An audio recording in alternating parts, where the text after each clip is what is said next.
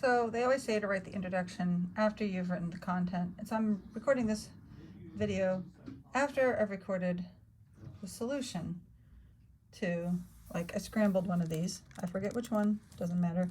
And then what I did is step by step, I would demonstrate stuff on one of the cubes in order to sort of figure out how to solve the other one, right? And so it's very, very hard to solve one of these without having a solved one side by side, okay?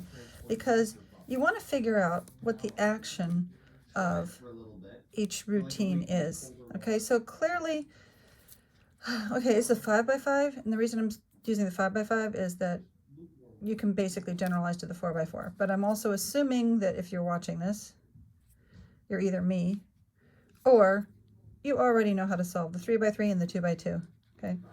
So if you don't know how to solve the 3 by 3 or the 2 by 2, please go watch my other videos, because this won't make any sense at all. It barely makes any sense, even if you do know that. Okay, so my theory, my philosophy rather, about Rubik's Cubes is that you just explore the cube and try to find routines that are helpful to you. And you kind of have to start in a solved state in order to understand what is going on. So I'm going to start in a solved state, right, like here, and show you one of the ones I call snake eyes. Okay, so I go up, up, right, right, up, up, right, right. Oops, and I get snake eyes. I don't know why I call them snake eyes. If you do the same thing again, those guys move down to here.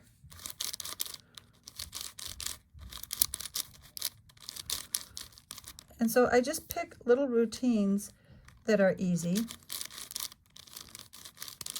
where you don't have to move your hand. I like routines that are kind of rhythmic, and they allow you to focus on actually looking at what's going on. So the opposite end of the spectrum is you have things like, okay, I love Yap. I love his puzzle page. I love everything about it, and it's my #1 go-to page for all the different puzzles. Okay, he has this amazing compendium of all the different solutions. And what you're going to find is just some very condensed notation. And once you get used to cubing, this is beyond a doubt a trove of knowledge, okay? He is not the only website I visit. I also visit lots of other websites, okay? But regardless, if you're solving a cube by looking at directions, you have to solve step-by-step process. And I encourage you to do that. I think you should. I think that's the first thing you have to do. If you can't follow these instructions and get the cube back to its starting position, then you can't create a method for yourself. So the point I'm trying to make is that you can go beyond that and try to really understand what's going on with this object. And to do so, you don't need to recreate a solution process that is as fast as the ones that are published online. The ones that are published online, people spent a lot of time developing them. But you can successfully come up with your own combination of moves that leads you to a solution without, how can I say, without memorizing. However, you do need to write some stuff down. So I guess it's like memorizing.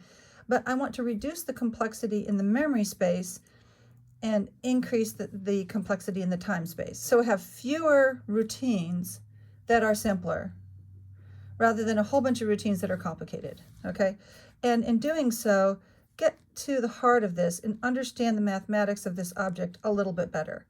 Understand a little bit about group theory, even though you're not using those words. You may not use the word combinator or something like that. Like, you will just say, oh, I know if I go this way and this way, and then like this way and this way, most of the pieces go back the way I had them before. All right, some of them move around, but most of them go back. That's the whole gist of what you're doing. Trying to figure out like something about that. And for example, if I just do any move, any single type of move and sequence of moves, and I do it repeatedly, I will get back home. That's kind of bizarre. And you don't have to go through all the infinite number, it's not infinite, but nearly infinite to our human knowledge, to our human experience. There's an infinite number of combinations. There aren't, but it feels infinite. And you're not going to go through them all. But if you do something like this, I'm just making this up.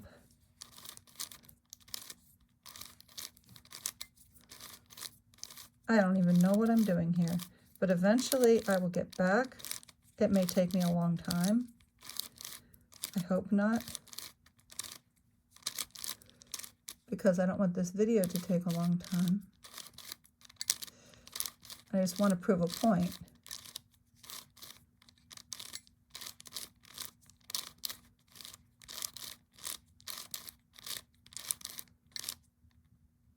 You know what? This is a good stopping point, because I'm at the 1/4 way. Can you notice that if I keep doing this 4 times, then this thing has to come back home? And what often happens is when you come up with something like that, something like what I just did, there are going to be interesting points in the cycle. Sometimes it's at the 1/3 point and the 2/3 point. Sometimes it's the 1/2 and the 1/4 and the 3/4 points. You are going to end up in places where, like, maybe just the centers are displaced, or just the corners are displaced, or just the edges are displaced. You're going to come up with interesting middle points in that routine on your way back home. And that's what you do. You harness the fact that it was something rather simple that you did that had these weird after effects, these weird artifacts that happen when you do something that is really simplistic. And then you write that down and say, aha, next time I want to take a middle on one face and displace it to the other face, I can do that, provided I'm willing to rotate everybody by 1. So I can rotate this guy over to the right, this guy over to the right, this guy over to the right. Okay, so like if I want to accomplish that in the future, I write down what I just did, and then I do it again. Okay, it's not magic, but it feels magical. It feels magical because I did something really zany and crazy, and then I ended up at something that didn't look so crazy after all. And I guess that's what I'm getting at.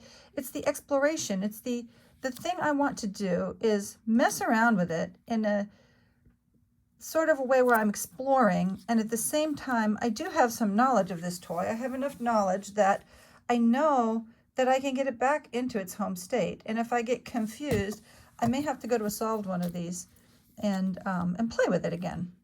Okay, so that's why in the next series of videos, what I did is I had one of these guys scrambled, and the other one stayed mostly solved so that I could experiment with different routines and make sure that I knew what I wanted to do, and then apply it to the scrambled cube to get it back into the home state. Okay, and so I hope that that introduction kind of explains the philosophy behind the videos. And basically, I'm trying to figure out my own philosophy and put it into words and sort of possibly put it into writing. But the first step was to just sort of trace myself going through what I normally do when I'm messing around with this object, because it's not entirely, I wouldn't say it's entirely deterministic. There's a lot of haphazard, random playing that goes on, and yet I do manage to get it back with only a little bit of referring to websites, okay? So that's what this is all about. This is just me documenting this and maybe sharing a little insight with somebody else in the future about how to enjoy a fun playtime with these cubes without entirely relying on instructions you can find online. I guess that's it. All right. I don't know if anyone in the future will ever watch these videos or not, but oh well, maybe I will. If you do watch them, let me know.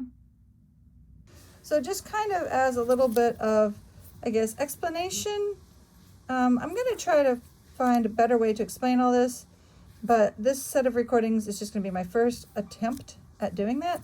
And the idea is, the Rubik's Cube to me is still a toy of exploration and messing around with it and I don't always know what I'm doing.